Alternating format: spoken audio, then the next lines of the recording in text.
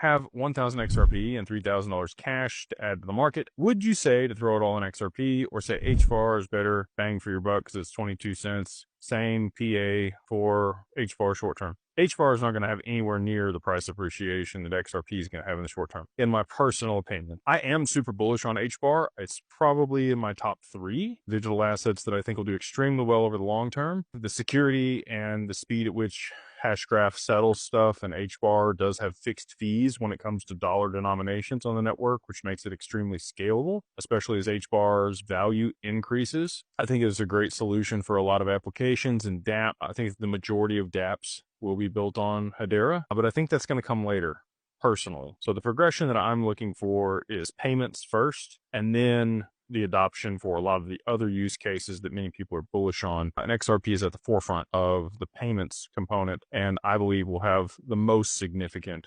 appreciation. HBAR and Hedera do have a stablecoin studio that they've launched, and there are stablecoins being minted and issued on HBAR to be able to be transacted. And this is kind of like stocks. You could see a stock at $100 and you could see a stock at $2.